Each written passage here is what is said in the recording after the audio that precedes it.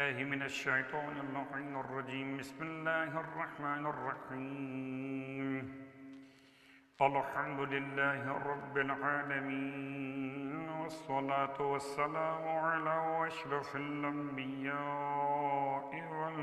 والمرسلين سيدنا أبي القاسم محمد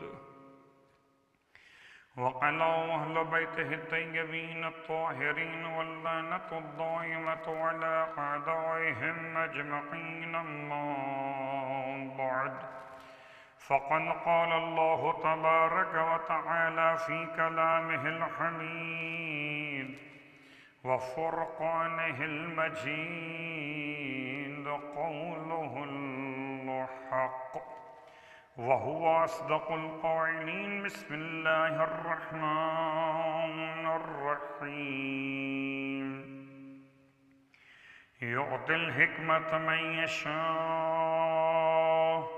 ومن يؤت الحكمة فقد أوتي خيرا كثيرا وما يذكر إلا أولو الألباب۔ تمام تعریفیں خداوند مہدی کے لیے اور تمام ہدیہ درود و سلام آباء و اجداد مہدی کے لیے خود حضرت امام مہدی علیہ السلام۔ الحمد للہ الذی جعلنا من المتمسکین بالقرآن العظیم وجعلنا من المتمسکین بولایت علی بن ابی طالب علیہ السلام وجعلنا وإياكم إن شاء الله من الطالبين بالثأر الحسين مع وليه الإمام المہدی من آل محمد علیہم السلام۔ اما بعد، شکر خداوند متعال کے ساتھ کہ پھر امام زمانہ علیہ السلام اور قرآن مجید کے درمیان آیتوں کے ارتباط کو آپ کی خدمت میں پیش کرتے ہوئے بعنوان تفسیر آیات مہدویت ایک اور آیت کا انتخاب آج آپ کی خدمت میں اس کلام کے آغاز میں اس طرح سے کیا گیا کہ جیسے کہ پہلے اشارہ کیا جا چکا کہ ہر ایک سورے میں اور ہر ایک پارے میں کہیں نہ کہیں امام کا ذکر شکل تعویلاً ضرور موجود ہے۔ یا یوں سمجھ لیجئے کہ اگر کسی کو امام زمانہ علیہ السلام کی زیارت نہ ہو رہی ہو تو جیسے کہ آقا وحید خراسانی عظیم مرجع علی قدر، جب ان سے پوچھا گیا کہ امام سے ملاقات کا طریقہ بتائیے تو ارشاد فرمانے لگے کہ آپ تلاوت قرآن شروع کیجئے اور آیتوں کے آئینے میں اپنے امام کے چہرے کو یاد کیجئے۔ اور جتنا انسان قرآن سے قریب ہوگا اتنا امام سے قریب ہوگا۔ اور گرچہ یہ 30 پاروں کا سلسلہ نہ تو مکتب اہل بیت کا نہ مکتب اصحاب کا، یہ سلسلہ بعد کے مسلمانوں نے اس طرح سے رکھا کہ 30 دن میں قرآن ختم کیا جائے، تو گرچہ اس کے اعتبار سے بھی ہم نے ہر ایک جز کے ساتھ ایک آیت تلاش کرتے ہوئے ذکر امام سے مربوط کر لی ہے اپنے عنوان کو آگے بڑھانے کے۔ اور آج یہ تیسرے پارے کی ایک آیت پڑھ رہے ہیں۔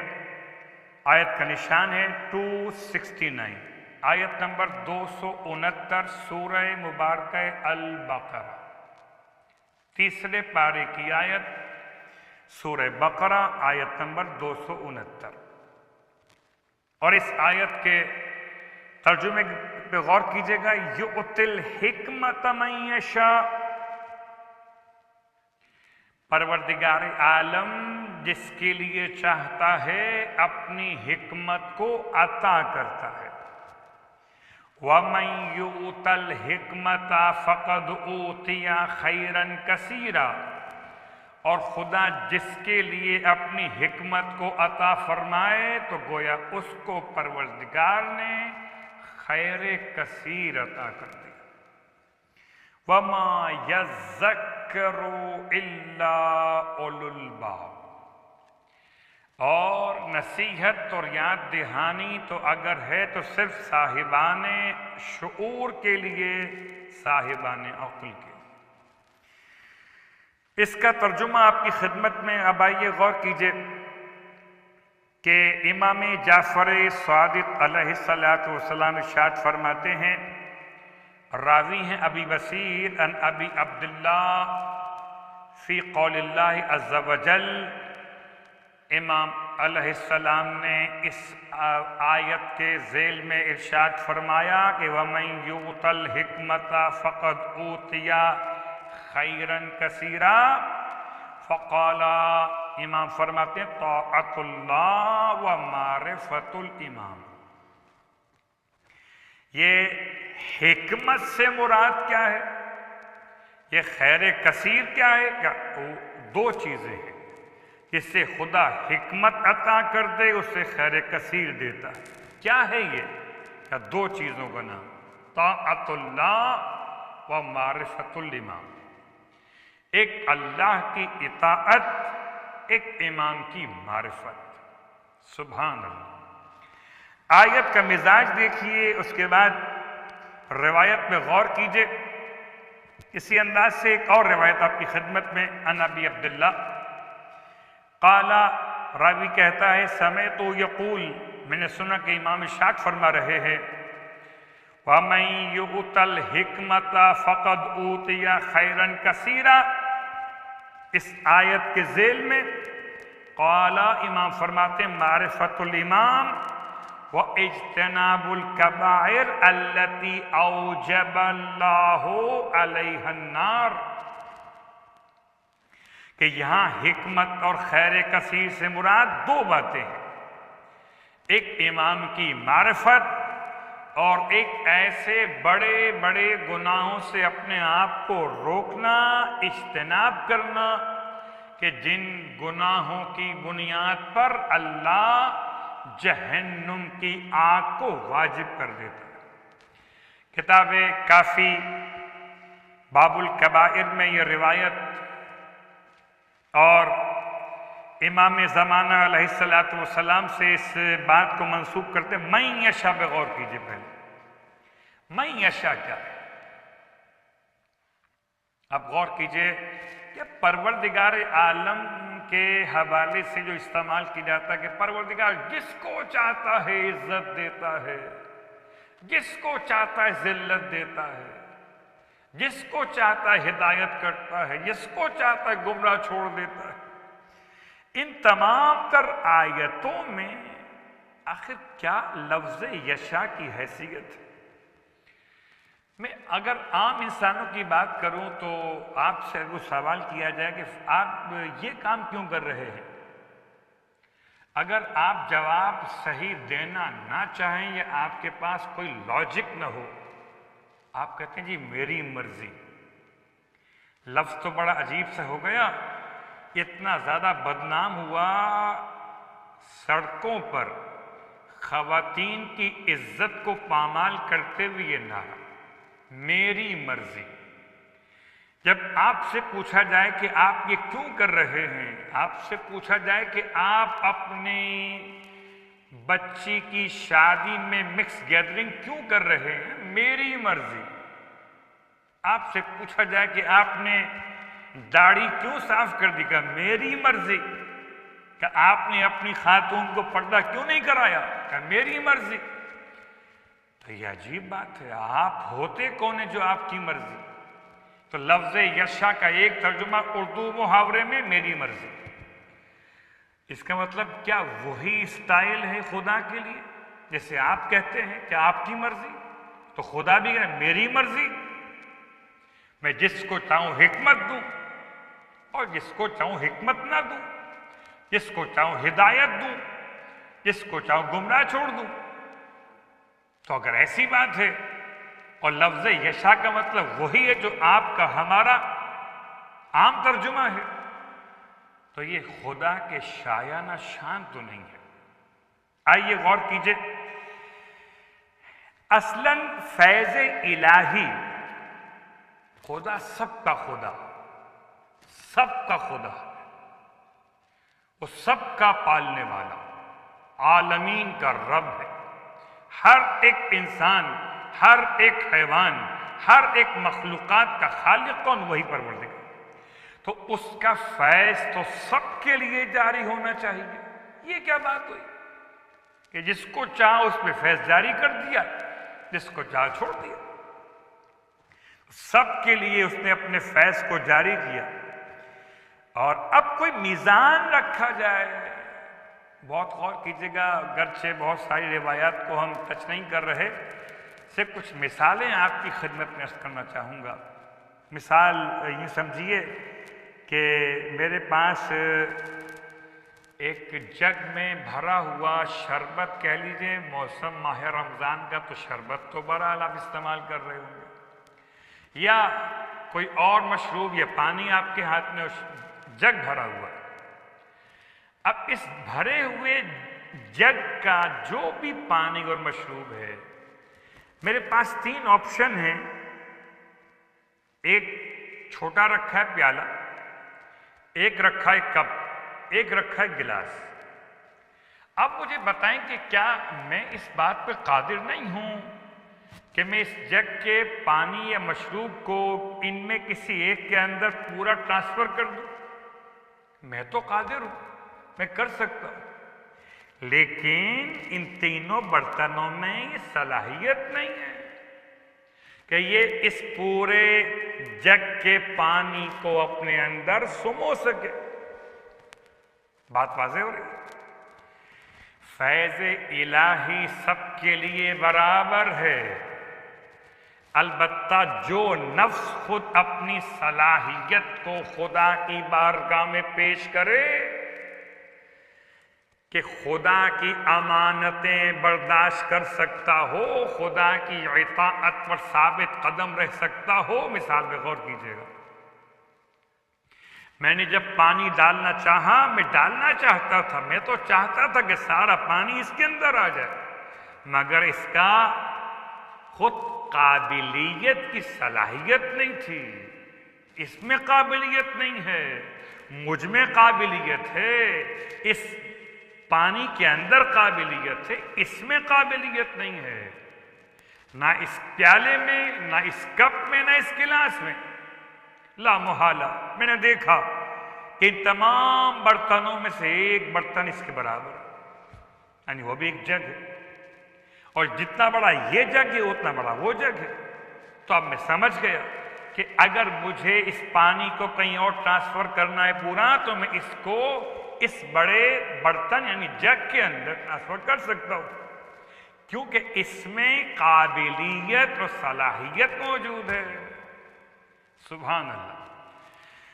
آسان ترین مثالوں میں کہ ابھی تمام برتن رکھے ہوئے ہیں اور یہ برتنوں میں صلاحیت نہیں ہے، جب برتن میں صلاحیت ہوگی تو یہ پانی اس میں منتقل ہو جائے گا۔ پروردگار کا فیض سب کے لیے جاری و ساری۔ میزان کیا ہے؟ میزان معیار کیا بنے گا کہ آیا ان کے اندر خدا کے فیض کو سمونے کی صلاحیت ہے یا نہیں؟ اگر آپ مثال سے وہاں تک نہیں پہنچ پائے اور آپ کا ذہن کہیں اور مڑ رہا تو آپ کو روک لیتا ہوں، آئیے غور کیجیے۔ میں اور آپ مل کر میں ایک طالب علم کی حیثیت میں آپ کی خدمت میں اشارے مکمل کر رہا ہوں۔ حضرت آدم کے دونوں بیٹے تھے، ایک کا نام تھا حابیل، ایک کا نام تھا قابیل۔ تو کیا خدا نے حابیل کو کوئی الگ سے پرمیشن دی تھی، یا خدا نے قابیل کے ہاتھ روک دیے تھے کہ خدا کی بارگاہ میں قربانی میں کنجوسی کر دے؟ دونوں کو برابر کی صلاحیت تھی، چاہتے تو فاسق ہو جاتے، چاہتے تو مومن ہو جاتے۔ پروردگار تو اعلان کر رہا ہے اس طرح سے کہ راستہ بتا دیا ہے، چاہے کافر بنو چاہے شاکر بنو۔ ہدیناہ السبیل انا ہدیناہ السبیل اما شاکرا و اما کفورا، چاہے شاکر بنو یا کافر بنو، راستہ بتا دیا ہم نے۔ اس آیت پہ غور کیجئے، اس آیت میں اللہ کے فیض کو سنبھالنے کی صلاحیت کس میں ہے؟ جس کے اندر صلاحیت ہے خدا اسے خیر کثیر عطا کرتا ہے۔ اور اس کے علاوہ جو تعبیر ایک اور کئی مقامات پر ہے، مثلا سورہ نحل میں بھی ہے، الرعد میں بھی ہے، فاطر میں بھی ہے کہ ان اللہ یضل من یشاء۔ آپ ترجمہ کرتے ہیں اللہ جس کو چاہتا ہے گمراہ کر دیتا ہے، اس کا مطلب یہ ہوا کہ اللہ نے کسی گمراہ کو پکڑ گمراہ کر دیا؟ نہیں، ایسا نہیں۔ مثال دیتا ہوں آپ کی خدمت میں، جب ایک کلاس کا آغاز ہوتا ہے، کوئی اسکول، کوئی کالج، یونیورسٹی کلاس کا آغاز ہوا اور 40 طلباء مثلاً ایک کلاس میں ایک وقت میں ایڈمیشن لیتے، تو استاد ان تمام طلباء کو ایک نگاہ سے دیکھتا ہے۔ بعد میں وہ طلباء میں سے بعض طلباء اپنی صلاحیت کا لوہا استاد سے منوا لیتے ہیں، اور جب استاد کی بات ماننے والے صلاحیت کا لوہا منوا لیتے ہیں تو اسی کلاس میں کچھ ایسے ہوتے ہیں جو استاد کی نصیحتوں پر، استاد کے بتائے ہوئے اسباق اور یاد کرائے ہوئے فارمولاز کو یاد نہیں کرتے، بھٹے کھیل رہے ہوتے ہیں۔ تو ایسے میں استاد بھی کہتا ہے اچھا ان سے صرف نظر کر لو۔ اب اگر یہ خود پڑھنا نہیں چاہتے تو ہم کیا کریں؟ ہم تو کلاس میں سب کو پڑھانے کے لیے آئے، یہ پڑھنا ہی نہیں چاہتے، یہ کھیل رہے ہیں، آپس میں SMS کر رہے ہیں، موبائل پہ لگے ہوئے، یہ پڑھنا ہی نہیں چاہتے۔ تو اس کا مطلب یہ ہوا کہ استاد نے ان کو نہیں چھوڑا، بلکہ انہوں نے استاد کی معصیت کر کے اپنے آپ کو استاد کی رحمتوں سے محروم کر لیا۔ اب اگر استاد پوری کلاس میں کسی کو اپنا جانشین بناتا ہے تو اس سے آپ پرانے زمانے میں تو ہم کہتے تھے مانیٹر بنا دیا یا پریفیکٹ بنا دیا، اب خدا معلوم آپ کیا کہتے ہو آج کے دور میں، وہ الگ بات۔ کوئی ایک کلاس میں ایسا ہوتا ہے جس سے آپ استاد کلاس میں کھڑا کر دیتا ہے کہ میں کلاس سے باہر جا رہا ہوں، یہ کھڑا ہوا ہے، یہ کلاس سنبھالے۔ اللہ اکبر! تو یہ کہاں سے آیا؟ یہ ان 40 میں سے آیا۔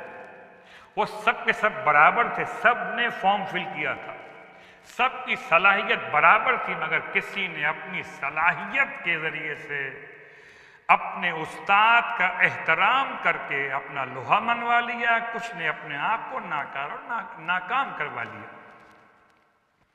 اب بات واضح ہوئی، ان اللہ یضل من یشاء، اللہ کسی کو گمراہ نہیں کرتا، بلکہ انسان خدا کی بتائی ہوئی ہدایت سے اگر منہ موڑ لے تو خدا بھی اس کی پرواہ نہیں کرتا۔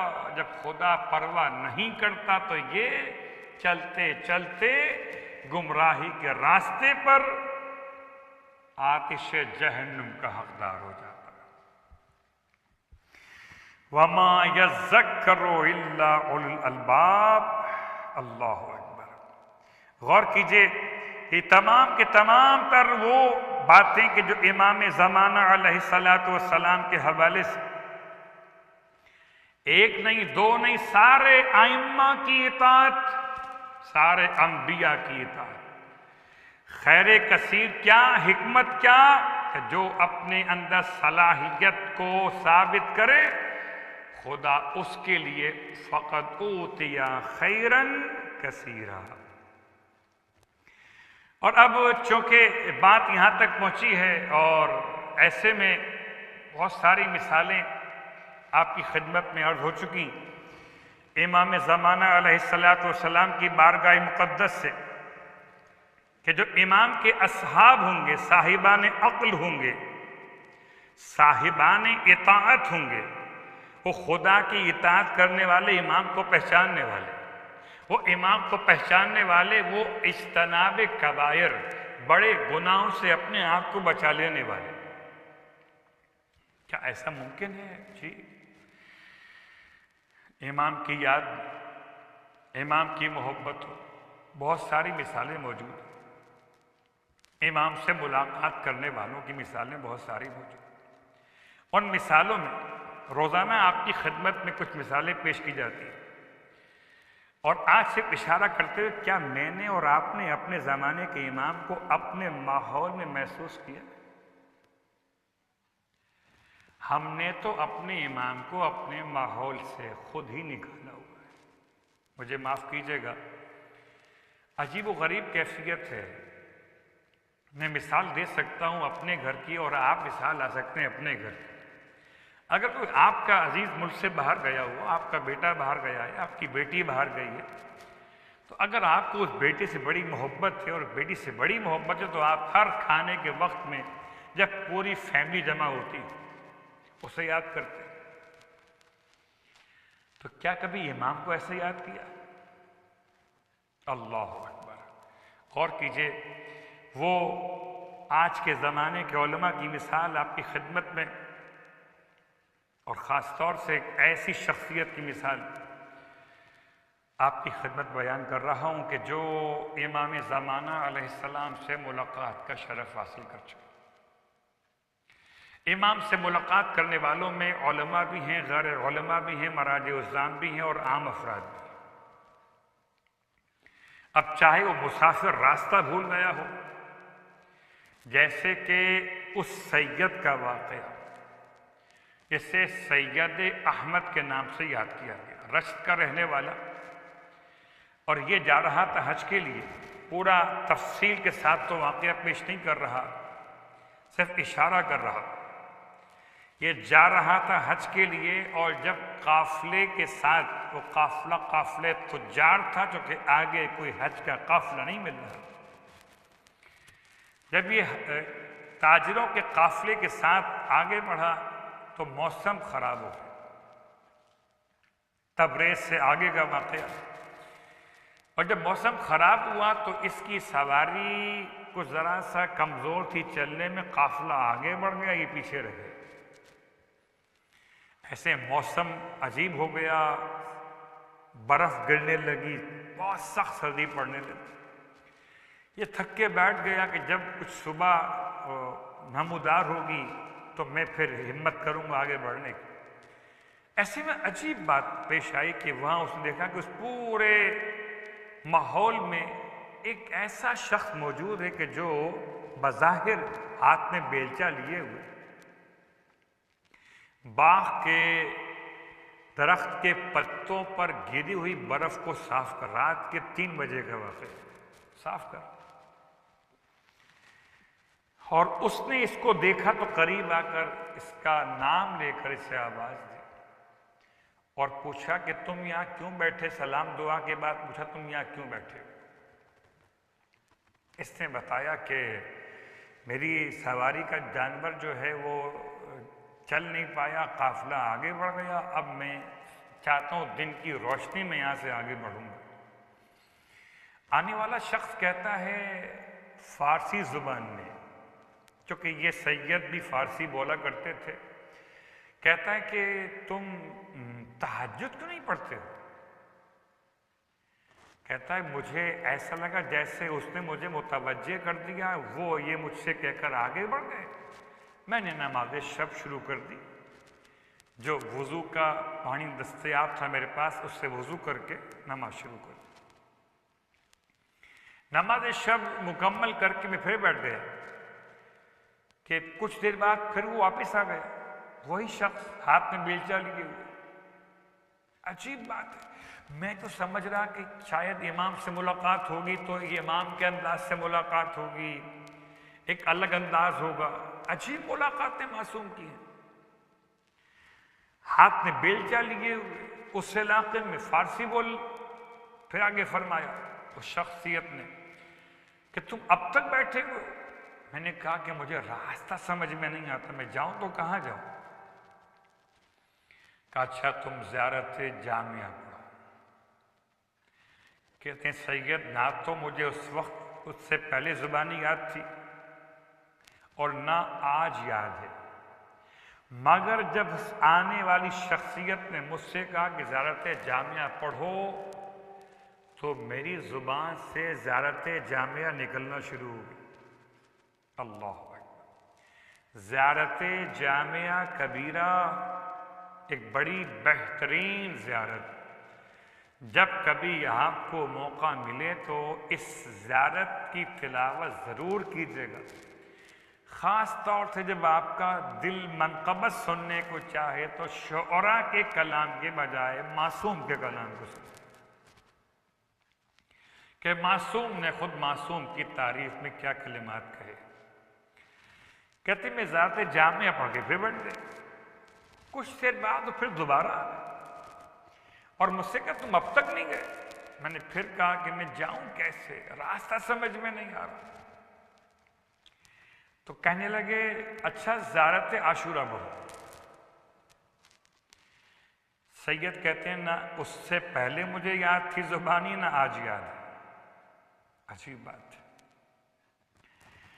ہم لوگ بسا اوقات وظیفے ڈھونڈتے اور پوچھتے مولانا کون سی دعا پڑھ لیں، ہمیں دعا تو یاد نہیں آ رہی. میں آپ کی خدمت جملہ عرض کر دوں کہ یہ لفظ عریضہ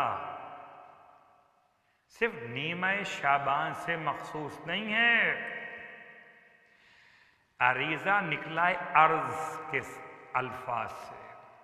عرض کہتے ہیں کسی درخواست کو جو چھوٹا کسی بڑے کی خدمت میں کرے. جب انسان اپنے آپ کو چھوٹا سمجھے، اپنے امام کو اپنا بڑا سمجھے، جو درخواست امام کی بارگاہ میں کرے اسے عریضہ کہتے ہیں. اور یہ وسیلوں میں بہترین وسیلہ ہے. مگر مجھے معاف کیجیے گا، ہم نے تو عریضہ ڈالنے کی رسم کو پکنک یا تفریح کے انداز میں تبدیل کر دیا.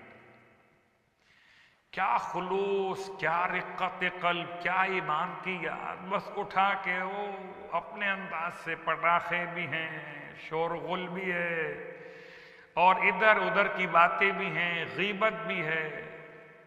اللہ اکبر. میں کیا جملہ استعمال کروں؟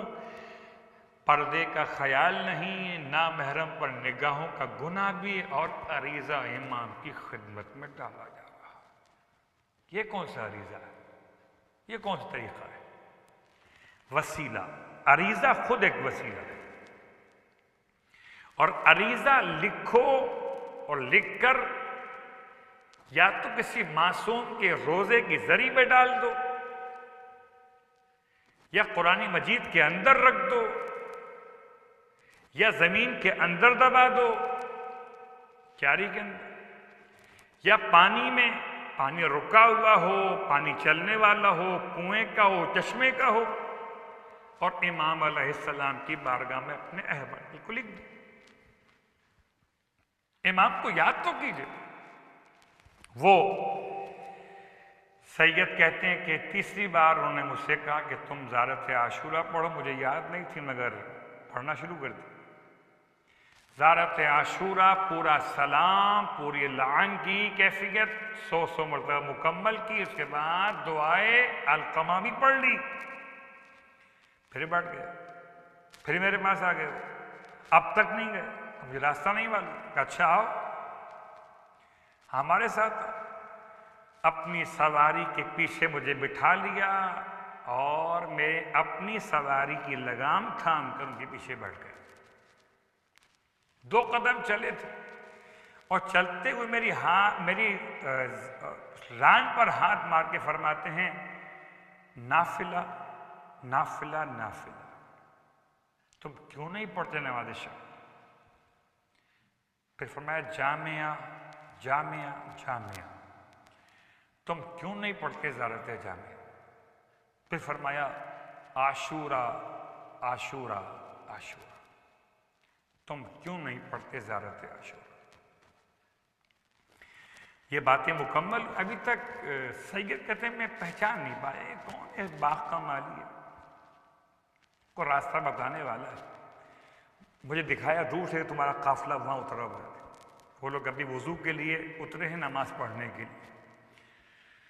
میں اترا سواری سے، اپنی سواری کو چلانا چاہا مگر سواری چلنے پر آمادہ نہیں ہوئی، تو وہ خود اتر کے آئے، اپنے بیلچے کو زمین میں گاڑا، میری سواری کے رخ کو موڑ دیا اس قافلے کی طرف، کہا اب بیٹھ جاؤ۔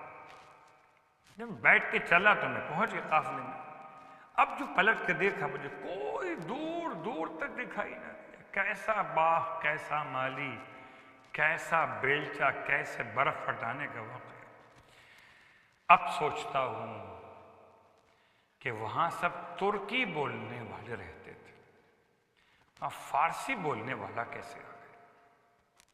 جب پردے ہٹے تو اندازہ ہوا گویا ایک ملاقات کا طریقہ ہی کہ جہاں پر معرفت بعد میں آئی، ملاقات پہلے ہو گئی، اور ایک ملاقات کا طریقہ یہ کہ معرفت کے ساتھ ملاقات ہو۔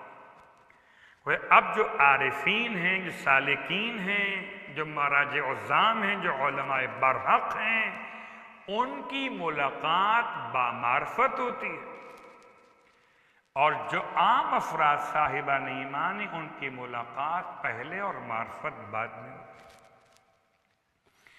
بس عزیزان گرامی قدر، آج کی حد تک بات کو یہاں روکتے ہوئے کہ یقیناً اگر انسان خلوص قلب کے ساتھ زمانے کے امام کو پکارے تو امام اس کی فریاد کو پہنچتے ہیں۔ اور آج دل چاہتا ہے کہ ایسی شخصیت کے بارے میں دو جملے کہہ دوں کہ اگر ماہ مبارک رمضان کی ان راتوں میں آپ یاد کر سکیں جناب نفیسہ خاتون۔ نفیسہ کون؟ امام حسن مجتبیٰ علیہ السلام کی اولادوں میں سے۔ بعض نے لکھا کہ حسن بن زید کی بیٹی، وہ حسن کے بیٹے، اور وہ امام کی اولاد میں سے، اور چھٹے امام علیہ السلام کے بیٹوں میں سے جناب اسحاق المؤتمن سے آپ کا نکاح۔ مصر میں آپ رہتی تھی، کیا تقوی، عبادت، کیا زہد، اللہ اکبر۔ حالت روزہ میں آپ کا انتقال، نفیسہ خاتون، ایسی پاکیزہ خاتون کہ تلاوت قرآن کی کر رہی تھی کہ آپ حالت روزہ میں رب کی بارگاہ میں متصل ہو۔ بس آخری جملہ، نفیسہ کا انتقال مصر میں ہوا، اور اسحاق آپ کے شوہر مدینے گئے ہوئے یا مکے گئے ہوئے، پلٹ کے جب واپس آئے اور انتقال کے بعد ان کو دفن کیا گیا تھا امانتاً، شوہر جب واپس آئے تو چاہا کہ میت کو منتقل کریں، تو اللہ کے رسول کو حالت خواب میں دے کر فرماتے ہیں اسحاق نفیسہ کو مصر میں رہنے دو، کہ خدا نفیسہ کی برکت سے اہل مصر پر اپنی برکتیں نازل کرنا چاہتا ہے۔ بس میں ایک جملہ کہوں گا، ایک یہ نفیسہ ہے جو مصر میں دفنائی گئی، اور ایک وہ سکینہ ہے جو زندان شام میں دفنائی گئی۔